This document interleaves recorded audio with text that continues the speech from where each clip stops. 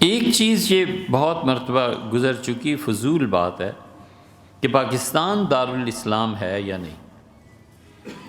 دیکھیں، پاکستان بالکل دارالاسلام ہے۔ یہ جو اسے کہتے رہے نا کہ دارالحرب ہے اور یہاں سے ہجرت فرض ہے اور یہاں پر سول نافرمانی کی تحریک اٹھانی چاہیے، ان سب سے پوچھو کہ دلیل کیا ہے تمہارے پاس؟ محض فتنے اور فساد پیدا کرنا، محض پاکستان کو دارالحرب قرار دے کے پھر یہ ثابت کرنا کہ یہاں پر جہاد اور یہ چیزیں ہونی چاہیے۔ اگر دارالحرب ہے تو دارالحرب کا مطلب یہ ہے کہ پاکستان میں ریلوے کی پٹڑیاں اکھیڑ دی جائیں۔ اگر یہ دارالحرب ہے تو پھر شرعی حکم یہ ہے کہ بینکوں کو لوٹ لیا جائے۔ اگر یہ دارالحرب ہے تو اس کا مطلب یہ ہے کہ اپنے مخالفین کی خواتین باندیاں بنا لی جائیں۔ کچھ عقل کے ناخن لینے چاہیے، کچھ ہوش کرنا چاہیے۔ یہ فتوے ہیں یا خدا کے دین کے ساتھ کھیلنا ہے؟ خود سوچو، تمہاری عورتوں کو گھر سے اٹھا کر لے جائیں کہ دارالحرب ہے، اور جا کے بینک لوٹ لیں اور گھر میں خزانے لوٹ لیں کہ دارالحرب ہے۔ جب آپ دارالحرب کہتے ہیں تو آپ کو اس دارالحرب کی امپلیمنٹیشن جہاں جہاں پر بھی ہوتی ہے اس کو نافذ کرنا چاہیے۔ ایک آدمی کے متعلق کوئی کہتا ہے، سیدنا عمر رضی اللہ عنہ سزا دیتے تھے، اس لیے کسی بھی دنیا کے بچے کو کہنا، گالی دینا کہ تمہارا نسب صحیح نہیں ہے، تمہارا باپ کوئی اور ہے، یہ شریعت کی نظر میں حد لگتی ہے اس پہ۔ حضور اقدس صلی اللہ علیہ وسلم، خدا کی لعنت پڑے اس پہ جو کسی کا باپ تبدیل کرے۔ یہ حرام ہونے کی گالی یہی تو ہے، اور کیا چیز ہے؟ کیونکہ کسی بچے کے متعلق یہ کہنا کہ یہ والد ہیں، اس کا مطلب ہے کہ آٹومیٹیکلی تسلیم کر لیا گیا کہ اس کی والدہ اور وہ جو شخص ہے ان دونوں کا قانونی تعلق ہے، نکاح کے ذریعے قائم ہے۔ بیٹا کہہ دینے سے یہ لازم آ گیا کہ اس آدمی کی وراثت میں اس کا حصہ ہے، اور بیٹے کے انتقال کی صورت میں وہ باپ ہے، اس کا حصہ ہے۔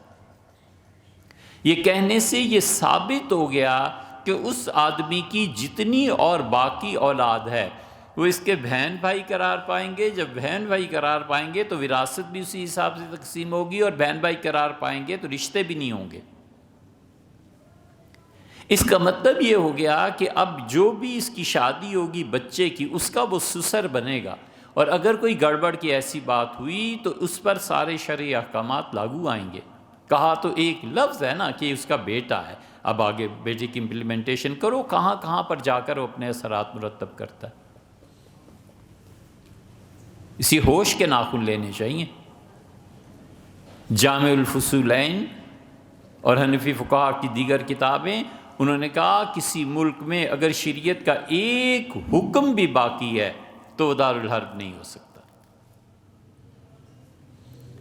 اس لیے ہمیں تو خود اس فتوے پہ بڑا تعجب اور اشکال پیش آتا ہے جو کہتے ہیں کہ حضرت شاہ عبدالعزیز صاحب محدث دہلوی رحمۃ اللہ علیہ گرچہ بہت سے ہمارے بزرگوں نے، ہمارے اساتذہ اس فتوے کا ذکر کرتے تھے، سب مانتے تھے، مگر ہمیں کئی مرتبہ تردد پیدا ہوتا ہے کہ شاہ عبدالعزیز صاحب رحمۃ اللہ جیسا آدمی ہندوستان کے متعلق فرمائے کہ دارالحرب ہے، یہ کیسے ہوا ہوگا؟ یہ ایک علمی بحث ہے۔ لیکن پاکستان کو دارالحرب کہنا سوائے شر انگیزی کے، فتنے پھیلانے کے اور لوگوں کی مال جان برباد کرنے کے اور کیا ہے؟ پچھلے 30-40 سال نہیں بھگت چکے تمہارے یہ فتوے کہ دارالحرب ہے، اور لڑو اور بم مارو اور ان کے اور مزارات کو تباہ کرو اور یہ کرو۔ اتنی کڑی آزمائش سے گزرنے کے باوجود ٹھنڈے نہیں ہوئے بھی۔ حضور اقدس صلی اللہ علیہ وسلم جب خندق پہ تشریف لائے تھے اور یا خندق کے بعد آپ نے تبصرہ فرمایا حالات پہ، جب حدیبیہ میں آئے، خندق کے بعد جب حدیبیہ میں آئے تو حضور اقدس صلی اللہ علیہ وسلم نے فرمایا ان پاگلوں کو لڑائی کا شوق چرا گیا ہے، اور ان لڑائیوں کے شوق نے انہیں فاقوں تک پہنچا دیا ہے، محتاج ہو کے رہ گئے ہیں، لیکن پھر بھی مجھ سے لڑنا چاہتے ہیں۔ اللہ کی قسم اگر یہ لڑیں گے تو میں پھر بھی ان سے لڑوں گا، میں بھی لڑوں گا۔ اب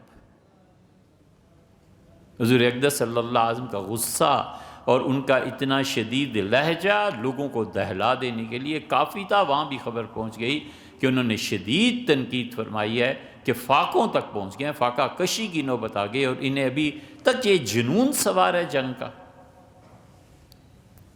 روکی سوکی کھائیں گے، ایٹم بم بنائیں گے۔ بنایا ہے نا تم نے تو تم کرو، بھگتو اس کو۔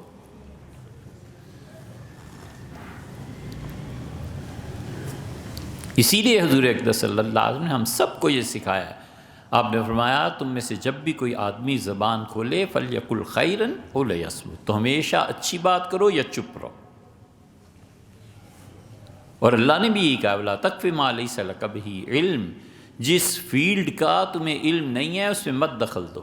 إِنَّ السَّمْعَ وَالْبَصَرَ وَالْفُؤَادَ، اور تمہارا دل، تمہاری سماعت اور تمہاری آنکھیں جو حرکتیں کرتی ہیں نا، یہ قیامت میں اللہ پوچھے گا کہ دل میں کن خیالات کو پناہ دی تھی، نظر کے ذریعے اپنے دماغ کو کتنا خراب کر لیا تھا، اور زبان سے کیا بکتے پھرتے تھے تم۔